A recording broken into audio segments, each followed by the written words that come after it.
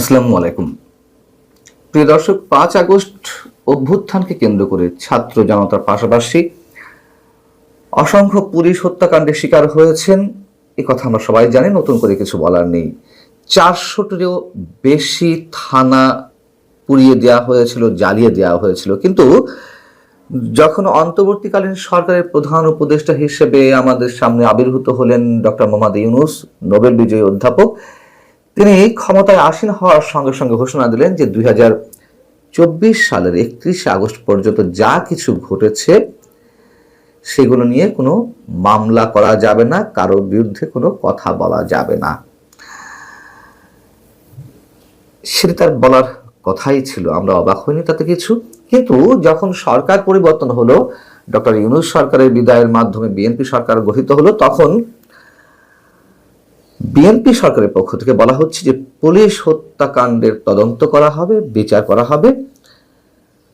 হঠাৎ করে দৃশ্যপট বদলে গেল। জুলাই যোদ্ধারা চরম আতঙ্কের মধ্যে রয়েছেন, সাথে আরো অনেকে।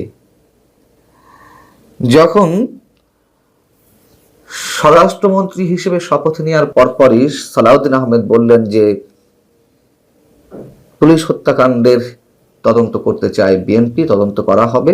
ঠিক একইভাবে একদিন আগেই বিএনপির মহাসচিব মির্জা ফখরুল ইসলাম আলমগীর বললেন যে স্বরাষ্ট্রমন্ত্রী যা বলেছেন সেটাই বিএনপির সিদ্ধান্ত। এমন কথা একের পর এক শোনার পর থেকে রীতিমতো হুঙ্কার ছাড়ছেন জামাত এবং এনসিপির নেতারা। তারা বলছেন যে বিচার করা যাবে না। কিসের বিচার? মীমাংসিত বিষয়, এবং যদি এগুলো করা হয় তাহলে রাজপথে নামতে বাধ্য হবে এনসিপি নেতারা অথবা এনসিপির সহযোগী বন্ধুরা।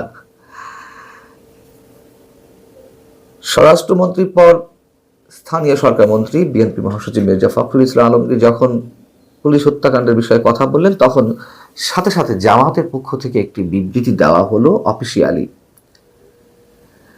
জামাতের বিবৃতিতে দলের সাধারণ সম্পাদক মিয়া গুলাম পরওয়ার তিনি কি বলছেন? তিনি বলছেন, সুরক্ষা অধ্যাদেশ উপেক্ষা করে পুলিশ হত্যা তদন্তের নামে জুলাইয়ের ঘটনা প্রবাহ ভিন্ন খাতে প্রবাহের অপচেষ্টা চলছে। কথাগুলো শুনেন খেয়াল করে, মজা লাগবে। তিনি বলছেন, যারা ফ্যাসিবাদী শক্তিকে পুনর্বাসনের চেষ্টা করছেন তারা মনে রাখবেন, এই ধরনের আত্মঘাতী পদক্ষেপের পরিণতি থেকে কেউ রেহাই পাবে না। সুরক্ষা অধ্যাদেশ মানে ওই যে দায়মুক্তি আইনের মাধ্যমে এই সব যে ঘটনাগুলো ঘটেছে তার কোনো বিচার করা যাবে না, বা যদি কারোর সংশ্লিষ্টতা পাওয়াও যায় তাদের বিরুদ্ধে কিছু করা যাবে না, এই তো দায়মুক্তি। নাহিদ ইসলাম সাবেক উপদেষ্টা এবং এনসিপি সভাপতি তিনি কি বলছেন, পুলিশ হত্যার তদন্ত নাকি করা হবে। জুলাই গণঅভ্যুত্থানের সময় সেই যে যুদ্ধ পরিস্থিতি, যদি বিচার নিশ্চিত করতে হয় তাহলে আগে জুলাই যোদ্ধা যারা গণঅভ্যুত্থানের শহীদ হয়েছেন, আহত হয়েছেন, তাদের বিচার আগে নিশ্চিত করতে হবে। তাদের বিচার তো নিশ্চিত করা হয়েছে, বিচার তো চলছিল, এটা বা নতুন করে বলার কি আছে? সেই বিচার প্রক্রিয়া কি থেমে রয়েছে?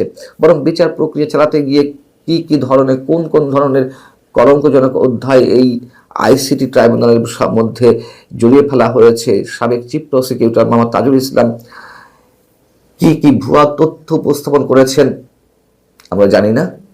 অবশ্যই এই হত্যাকাণ্ডগুলোর সঙ্গে আওয়ামী লীগের দায় রয়েছে, শেখ হাসিনার দায় রয়েছে, কিন্তু তৃতীয় পক্ষ হয়ে কারা স্নাইপার রাইফেল ব্যবহার করেছিল, কারা পুলিশ সদস্যদের হত্যা করেছিল, সেই প্রশ্নগুলো তো অনেক আগে থেকে উঠছে, কিন্তু মানুষের মুখ বন্ধ করে রাখার চেষ্টা করা হচ্ছিল। সেই বিষয় আসছে।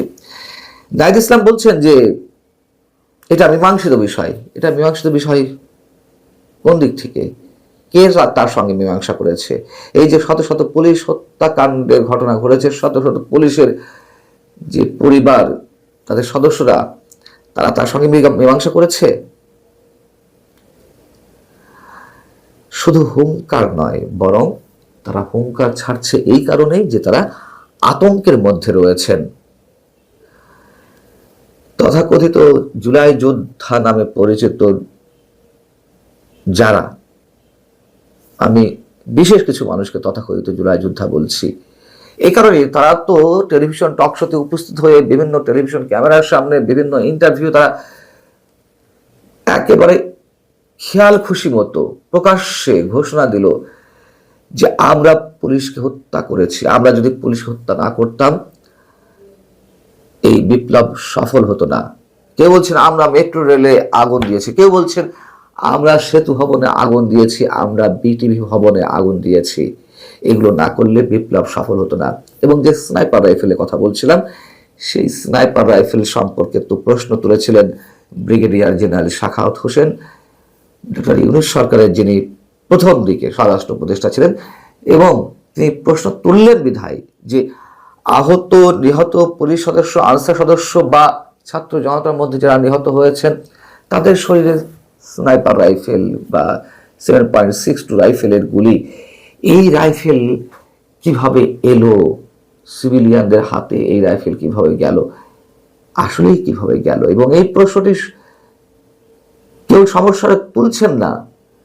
হ্যাঁ, এই কথা সত্য, যুবলীগ ছাত্রলীগের ক্যাডাররা ওই আন্দোলনে নেমেছিল, সাধারণ মানুষের উপরে চড়াও হয়েছিল, কিন্তু তারা তো আর পুলিশ সদস্যদের আহত করবেন না, পুলিশ তো তাদের সহযোগী সরকারি সংস্থা ছিল।